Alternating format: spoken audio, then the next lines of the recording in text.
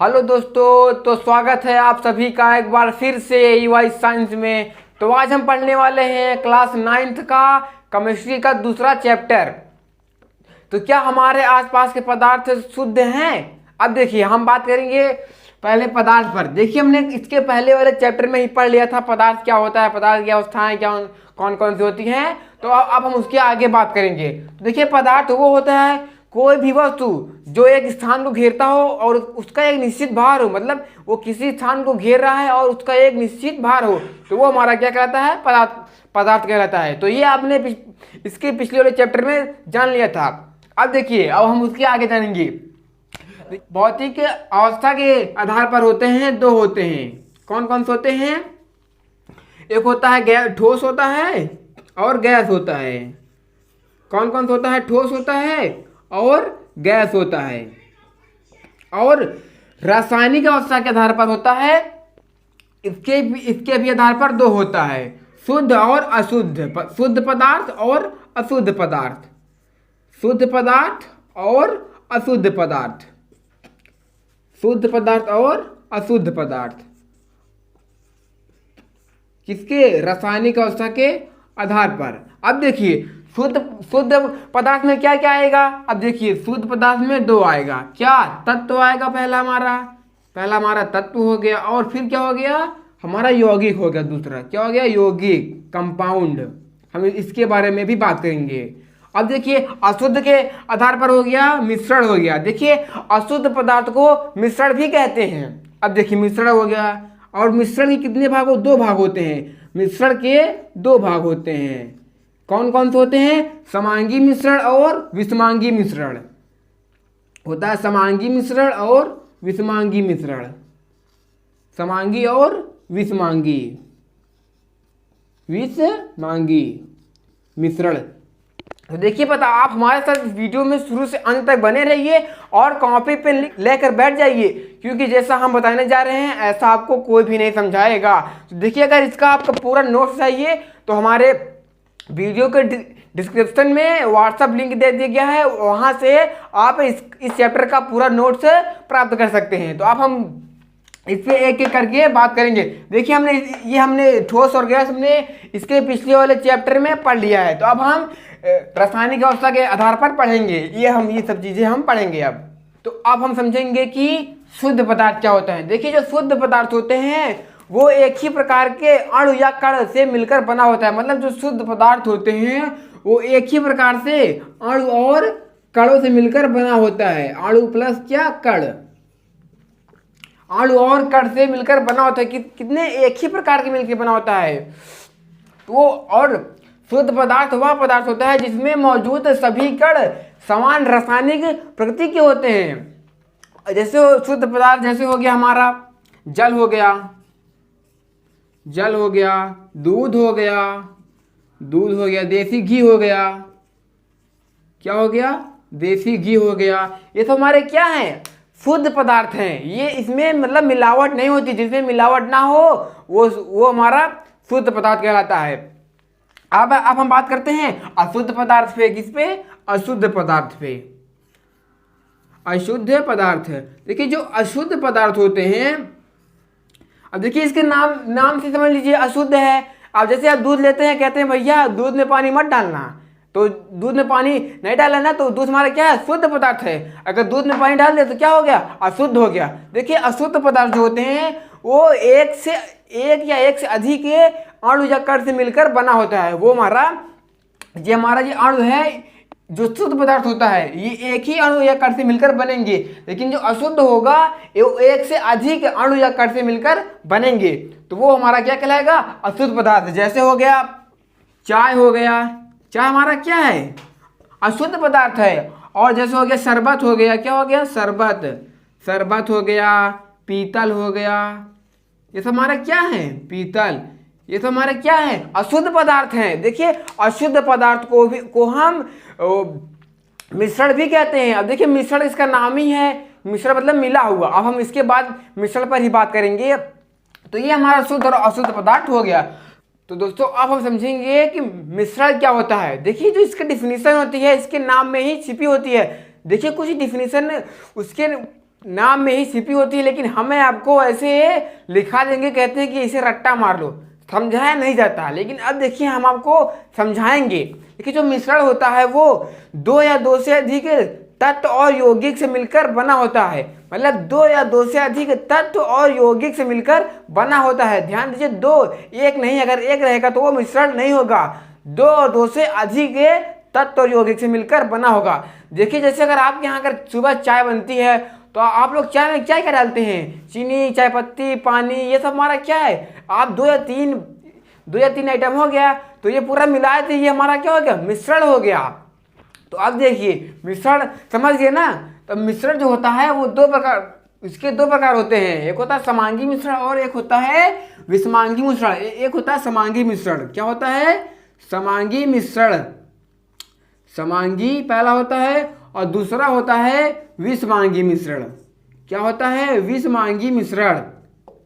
अब देखिए समांगी मिश्रण क्या होता है। देखिए समांगी मिश्रण वह मिश्रण होता है जिसका प्रत्येक भाग का संगठन और गुणधर्म समान होता है, वो समांगी होता है। और विषमांगी में उसका जो गुणधर्म और संगठन समान नहीं होता। देखिए जो जब समान होगा तो समांगी, और अगर समान नहीं होगा तो विषमांगी। ऐसे आप लोग ऐसे समझिए कि जो समांगी मिश्रण होते हैं अगर उसे मिलाने पर वो दिखाई नहीं देते। जो समांगी मिश्रण होते हैं जैसे नींबू और पानी, जब नींबू और पानी को आप मिलाएंगे तो ये दिखाई नहीं देगा। तो ये कौन सा मिश्रण होगा? समांगी मिश्रण। और जो विषमांगी मिश्रण होता है वो मिलाने पर दिखाई दे, जैसे पानी में तेल मिलाने पर, तेल मिलता नहीं है, उसमें तैरता है ऊपर, वो दिखाई देता है, तो हमारा क्या होगा? विषमांगी मिश्रण होगा। समझ गए ना समांगी और विषमांगी में। अब देखिए जो इसका उदाहरण हो गया, जैसे हो गया पानी और नींबू का मिश्रण। पानी और नींबू का मिश्रण, पानी और नींबू का मिश्रण। पानी और चीनी का मिश्रण, पानी और चीनी का मिश्रण। तो देखिए इन्हें मिलाने पर, मिक्स करने पर ये हमें दिखाई नहीं देंगे। इसका संगठन और गुणधर्म दोनों क्या है? समान है। और जो विषमांगी मिश्रण का होता है वो समान नहीं होता है। जैसे मान लीजिए पानी हो गया और क्या हो गया? तेल हो गया। क्या हो गया? तेल हो गया। देखिए इसे जब हम मिलाएंगे तो ये पानी और तेल मिलेगा नहीं, तेल ऊपर क्या करेगा? तैरेगा, तो वो हमें दिखाई देगा। तो ये समांगी क्या होगा? विषमांगी होगा। आप लोग ऐसे ध्यान दीजिए, अगर जो दिखाई दिया वो विषमांगी मिश्रण, जो नहीं दिखाई दिया वो समांगी मिश्रण होगा। तो समझ गए ना। तो अब देखिए यहाँ से एक प्रश्न बहुत बढ़िया बनता है, आपकी परीक्षा में हर साल पूछा जाता है कि समांगी और विषमांगी मिश्रण में अंतर क्या होता है। तो अब हम आपको बताएंगे। तो दोस्तों आप हम समझेंगे कि समांगी और विषमांगी मिश्रण में अंतर क्या होता है। दोस्तों ये प्रश्न आपकी परीक्षा में हर साल आता है।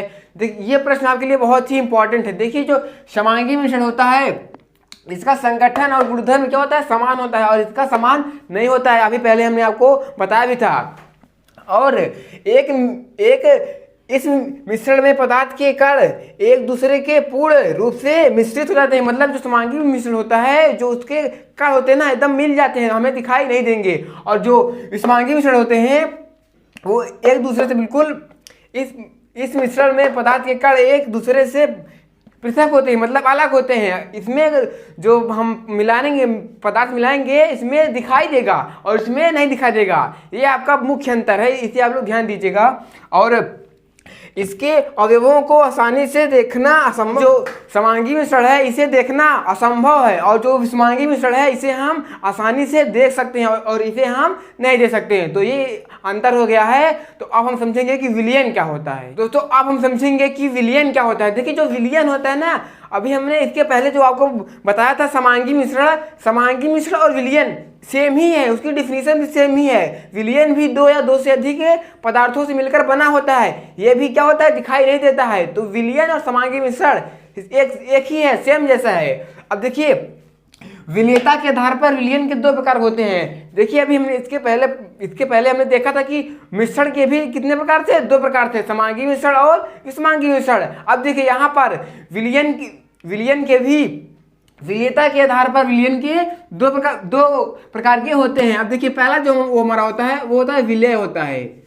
जो हमारा पहला होता है वो होता है विलय, और जो हमारा दूसरा होता है वो होता है विलायक। क्या होता है? विलायक। विलायक, विलय और विलायक। अब देखिए आप लोग, ये बहुत कठिन नहीं है, बस ध्यान से आप लोग समझिए। आप लोगों को हम एक उदाहरण लेंगे, आपको समझ में आ जाएगा। अब देखिए विलय और विलायक क्या होता है। विलयन में, इसमें विलयन में जिस पदार्थ की मात्रा कम होगी वो हमारा कहलाएगा विलय, और इसी में जिस पदार्थ की मात्रा ज्यादा होगी वो कहलाएगा विलायक। अब ऐसे देखिए, जैसे हमने एक बीकर ले लिया, क्या लिया, बीकर लिया। अब बीकर में क्या है, पानी है, पानी है। अब हमें इसमें डाल दिया क्या, चीनी डाल दिया, क्या डाल दिया, चीनी डाल दिया। अब चीनी को हमने मिला दिया, तो जो इसमें जो चीनी है, चीनी की मात्रा कम है, पानी में चीनी की मात्रा कम है, तो चीनी हमारा हो जाएगा क्या, विलय हो जाएगा, चीनी हमारा विलय हो जाएगा। और पानी की मात्रा ज्यादा है, तो अगर पानी की मात्रा ज्यादा है तो क्या हो जाएगा हमारा, विलायक। जो पानी हमारा होगा, पानी हमारा विलायक होगा, पानी हमारा विलायक होगा, क्या हो जाएगा, विलायक। अब देखिए अगर इसी को हम पूरा मिला दिए तो ये हमारा हो गया क्या, विलयन हो गया। अगर हम पूरा इसी को मिला दिए क्या हो गया, विलयन हो गया। दो या दो से अधिक पदार्थों का मिलना ही विलयन कहलाता है। अगर दो पदार्थ है, जो दो पदार्थ है, जो हमने अभी आपको बताया ना, दो पदार्थों में जिस पदार्थ की मात्रा कम है तो विलय, अगर उसकी मात्रा कम है तो विलय, अगर मात्रा अगर उसकी ज्यादा है, किसमें, विलयन में, अगर ज्यादा है तो विलायक। समझ गए ना, विलय और विलायक में क्या क्या होता है। ये ज्यादा कठिन नहीं, बस आप लोग इसे समझ लीजिए। तो दोस्तों अब हम समझेंगे कि निलंबन क्या होता है। देखिए जो निलंबन होता है वो एक विषमांगी मिश्रण होता है। कौन सा मिश्रण, विषमांगी मिश्रण। देखिए आप देख कर ही समझ जाइए कि अगर विषमांगी मिश्रण है तो वो जल में नहीं घुलेगा और हम अपने आंखों से आसानी से देख सकते हैं। और ये इसमें विलय के कण घुलते नहीं है, जो निलंबन होते हैं इसमें विलय के कण घुलते नहीं है, बल्कि भूरे माध्यम में बहुत अधिक मात्रा में निलंबित रहते हैं और इनसे हम अपने आंखों से आसानी से देख सकते हैं। हम इसे छान कर अलग भी कर सकते हैं, किसको, निलंबन को। अब ऐसे समझ जाइए, अगर विषमांगी मिश्रण है तो जाहिर सी बात हम इसे आसानी से देख भी सकते हैं और छान कर अलग भी कर सकते हैं। तो ये हमारा निलंबन है। तो अब हम समझेंगे कि कोलाइडी विलयन क्या होता है। तो दोस्तों अब हम बात करेंगे कोलाइडी विलयन। अब देखिए विलयन तो हमने पढ़ लिया, लेकिन अब देखिए यहाँ पर है कोलाइडी विलयन है। देखिए जो कोलाइडी विलयन होता है वो एक विषमांगी मिश्रण होता है। कौन सा मिश्रण होता है, विषमांगी मिश्रण होता है। और इसके जो कण होते हैं, इसका जो व्यास होता है 1000 नैनोमीटर होता है, या 10⁻⁶ इसका जो व्यास होता है। और कोलाइडी विलयन प्रकाश की किरणों को फैला देता है। मतलब जो कोलाइडी विलयन होता है ना, इसमें अगर प्रकाश की किरणें पड़ेंगी तो ये क्या करेगा, फैला देगा इसे। और देखिए इसे हम छान कर अलग नहीं कर सकते, किसको, कोलाइडी विलयन को। जबकि हम निलंबन को छानकर अलग कर सकते थे, लेकिन हम कोलाइडी विलयन को छानकर अलग नहीं कर सकते हैं। और इसे हम अपनी आंखों से हम इसे देख सकते हैं। मतलब जबकि हम निलंबन को देख सकते हैं और कोलाइडी विलयन को नहीं देख सकते हैं। अब देखिए इसका उदाहरण क्या है। देखिए उदाहरण जैसे हो गया दूध हो गया, रक्त हो गया, दही स्याही हो गया। देखिए इसका उदाहरण कभी कभी आपके एग्जाम में पूछता है कि कोलाइडी विलयन का 2 उदाहरण दीजिए, तो ऐसे प्रश्न ये पूछता है। तो आप लोग ये ध्यान दीजिएगा, जो दूध हो गया, रक्त हो गया और स्याही हो गया, तो ये है हमारा। तो दोस्तों अब हम समझेंगे कि परिवर्तन क्या होता है, चेंज, बदलाव। आप भी बदलाव करते हैं लेकिन आपको पता नहीं है। आपके आसपास जितनी भी वस्तुएं दिखाई दे रही हैं, क्या उनकी अवस्था में आप चेंज कर सकते हैं, बदलाव कर सकते हैं। जैसे आपके पास मान लीजिए पेड़ आपको दिखाई दे रहा है, पेड़ धीरे धीरे बड़ा हो रहा है, ये क्या हो रहा है, बदलाव हो रहा है, चेंज हो रहा है ना। और मतलब आप भी धीरे धीरे बड़े हो रहे हैं, क्या हो रहा है, आप में भी बदलाव हो रहा है ना। अब देखिए जो बदलाव जो होता है, जो परिवर्तन जो होता है वो 2 प्रकार होता है। कितने प्रकार का, 2 प्रकार का। एक होता है भौतिक परिवर्तन। कौन सा परिवर्तन, भौतिक परिवर्तन एक होता है, फिजिकल चेंज, भौतिक परिवर्तन। और दूसरा हमारा होता है रासायनिक परिवर्तन, केमिकल चेंज, रासायनिक परिवर्तन। अब देखिए आप इन दोनों को हम समझते हैं। देखिए जो भौतिक परिवर्तन होते हैं, कोई भी वस्तु को, किसी भी वस्तु को हम जब चेंज करेंगे, उसका जब उसकी अवस्था में बदलाव करेंगे, अगर उस वस्तु को हम दोबारा उसकी उसी अवस्था में अगर ला सकते हैं तो वो हमारा भौतिक परिवर्तन होगा। जैसे मान लीजिए हम मोमबत्ती को पिघला रहे हैं, अगर हम मोमबत्ती को पिघला रहे हैं तो उसको हम फिर से मोमबत्ती बना सकते हैं। ऐसे और समझिए जैसे हम लाइट को ऑन किए हम फिर से ऑफ कर सकते हैं, ऑन किए ऑफ किए, मतलब पिछली अवस्था में हम वापस जा सकते हैं। और आप समझिए रासायनिक परिवर्तन क्या होता है। रासायनिक परिवर्तन मतलब जिसमें हम पिछली अवस्था में वापस ना जा सके। देखिए एक बात और ध्यान दीजिए, भौतिक परिवर्तन में नए पदार्थ का निर्माण नहीं होता है और रासायनिक परिवर्तन में नए पदार्थ का निर्माण होता है। जब भी परिवर्तन होगा, अगर नया पदार्थ बना तो आप समझ जाइए कि ये रासायनिक परिवर्तन है, अगर नया पदार्थ नहीं बना तो हमारा भौतिक परिवर्तन है। अगर किसी भी पदार्थ में अगर आप चेंज करते हैं, उसकी पिछली अवस्था में अगर हम जा सकते हैं तो हमारा होगा भौतिक परिवर्तन। कौन सा परिवर्तन? भौतिक परिवर्तन। आप ऐसे समझिए कि जब हम पानी को जब बर्फ बनाते हैं, ठंडा करते हैं, तो बर्फ को हम फिर से पानी बना सकते हैं, तो ये हमारा क्या होगा? भौतिक परिवर्तन होगा। अगर जैसे हम दूध से दही बना दिए, क्या हम दही से फिर से दूध बना सकते हैं? नहीं बना सकते, तो ये हमारा क्या कौन सा परिवर्तन होगा? रासायनिक परिवर्तन होगा। तो देखिए इसमें से मुख्य ये इन दोनों में से पूछता कि रासायनिक परिवर्तन और भौतिक परिवर्तन में अंतर क्या है। देखिए मुख्य अंतर जो है, भौतिक परिवर्तन में नए पदार्थ नहीं बनते हैं और रासायनिक परिवर्तन में नए पदार्थ बनते हैं, यही सबसे बड़ा अंतर है।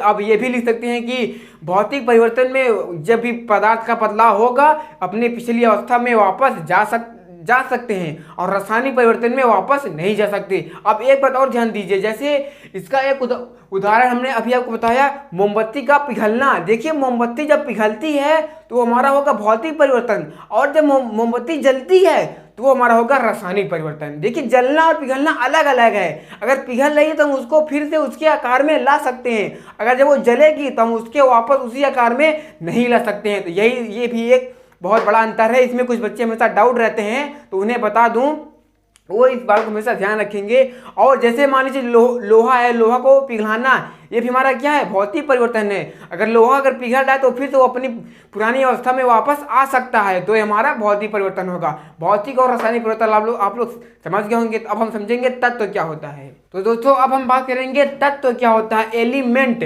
तो दोस्तों जो हमारा तत्व होता है वो एक ही प्रकार के अणुओं से मिलकर बना होता है, परमाणुओं से मिलकर बना होता है, जबकि जो हमारा यौगिक था वो 2 या 2 से अधिक के परमाणुओं से मिलकर बना था। देखिए कुछ तत्व परमाणुओं के रूप में पाए जाते हैं, जैसे हमारा होगा कॉपर हो गया, सोना हो गया, सोडियम हो गया, पोटेशियम हो गया आदि। ये तो हमारे कौन?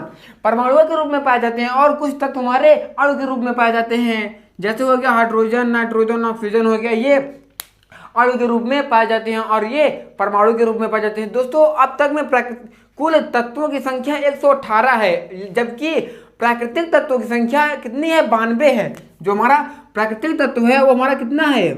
92 है। और जो हमारा 26 तत्व है वो मानव द्वारा खोजा गया है। मानव द्वारा तत्वों की संख्या खोजिए, मानव द्वारा तत्वों की संख्या 26 है। 26 है। देखिए अब तक में कुल तत्वों की संख्या 118 है और जो 92 तत्व हैं वो हमें प्रकृति से मिला है और 26 तत्व जो है वो मानव द्वारा खोजा गया है। तो अब देखिए जो हमारे जो तत्व का 2 भाग होता है, धातु अधातु। कौन कौन सा होता है? धातु और अधातु। तो देखिए अब हम समझेंगे कि धातु और अधातु क्या होता है। तो दोस्तों अब देखिए हमारा है यौगिक, कंपाउंड। यौगिक किसे कहते हैं? दोस्तों जो कंपाउंड होता है वो 2 या 2 से अधिक परमाणुओं से मिलकर बना होता है। और यौगिक एक ऐसा शुद्ध पदार्थ होता है जिसमें 2 या 2 से अधिक विभिन्न अलग अलग परमाणुओं के क्रमांक, मतलब जो परमाणु हो उसके क्रमांक को परमाणुओं की संख्या एक निश्चित अनुपात में आपस में रासायनिक संयोग करके अणु बनाते हैं। और ये यौगिक जो होता है ये अणु के रूप में पाया जाता है। किसके रूप में? अणु के रूप में। जैसे हो गया H2O हो गया, ये हमारा क्या है? यौगिक है। H2O हो गया, NaCl हो गया, NaCl, D2O हो गया, D2O, ये हमारा क्या है? यौगिक है। तो दोस्तों अब हम बात करेंगे धातु और अधातु पर, मेटल और नॉन मेटल। अब देखिए जो हमारा धातु और अधातु है कहाँ से निकला है जानते हैं? तत्व से। का धातु है और अधातु है। और देखिए इन दोनों के बीच में है इनका एक छोटा भाई है उपधातु। कौन है? उपधातु। देखिए इन दोनों के बीच में इसे रखा गया है। आप वहां भी देखेंगे ना, पीरियोडिक टेबल में भी एक साइड रहेगा अधातु, एक साइड रहेगा धातु, और उन दोनों के बीच में रखते हैं उपधातु का। इसे अर्धचालक भी कहते हैं। मतलब अब देखिए जो धातु होता है वो विद्युत और उष्मा का चालन होता है। विद्युत और उष्मा का मतलब ये विद्युत का चालन होता है। विद्युत का चालक होता है। क्या होता है? चालक होता है। ये विद्युत का चालक होता है। और ये आघातवर्धनी होता है। मतलब ये आघातवर्धनी मतलब इसे हम गर्म करके पीट करके चादर के रूप में भी इसे हम बदल सकते हैं। और ये तन्यता भी होता है। मतलब ये इसे हम तन्यता भी होता है। इसे हम तान करके गर्म करके तान के तार के रूप में बदल सकते हैं। किसको? धातु को। अगर हम आधातु को गर्म करके तानेंगे तो वो भंगुर हो जाएगा, मतलब टूट जाएगा। आधातु जो है हमारा ना तो तनेगा, ना तो आघातवर्धनी होगा, ना तो ये विद्युत का चलन करता है, ना तो उष्मा का चलन करता है। कौन? आधातु। अब देखिए जो हमारा धातु है ये चमकदार होती है। क्या होती है? चमकदार होती है। और ये चमकदार नहीं होती है। मतलब जितना गुण इसमें पाया जाता है इसमें बिल्कुल नहीं पाया जाएगा। और जो हमारा बचा उपधातु हमारा विद्युत का चालक होता है। क्या होता है? चालक होता है, जिसे अर्धचालक भी कहते हैं। इसकी संख्या टोटल 7 होती है। जो इसकी संख्या होती है वो टोटल 7 होती है। बोरान होती है, सिलिकॉन होती है, बोरान होती है, सिलिकॉन होती है, आर्सेनिक होती है। तो ऐसे ही करके इसकी संख्या टोटल 7 होती है। जो भी अभी हमने बताया कि जो तत्वों की संख्या टोटल 118 होती है। 92 तत्व प्राकृतिक रूप से हमें मिले हैं और 26 तत्व मनुष्य के द्वारा खोजा गया है। तो यही था हमारा धातु। देखिए धातु और धातु में आपके परीक्षा में अंतर पूछता है कि धातु और अधातु में अंतर क्या है। तो आपको ऐसे लिखना है कि ये विद्युत और उष्मा का चलन करता है। किसका? उष्मा का भी। और ये नहीं करता। ये धातु करेगा, अधातु नहीं करेगा। और ये तन्यता होता है और ये ध्वनिक होता है। अब ये समझिए, ध्वनिक होता है। क्या होता है? ध्वनिक होता है। ये नहीं होगा। जितना गुण इसमें पाया जाएगा इसमें नहीं पाया जाएगा। इसी का जस्ट उल्टा आप इसे याद कर लीजिएगा। इसका तो आप इसी मतलब जिसमें होगा उसमें नहीं होगा। तो दोस्तों ये चैप्टर यहीं पर समाप्त होता है। अगर आपको कोई चीज़ ना समझ में आया तो आप लोग कमेंट करिए, आपको फिर से समझाने का प्रयास किया जाएगा। अगर इसका देखिए हमने इसमें किसी भी हेडिंग की पूरा डिफिनीशन लिखा नहीं है। अगर आपका इसका नोट्स चाहिए तो हमारे वीडियो के डिस्क्रिप्शन में व्हाट्सएप में लिंक दिया है। EY साइंस का ग्रुप है, उसमें लिंक दिया गया है। आप वहां से इसका PDF में नोट्स प्राप्त कर सकते हैं।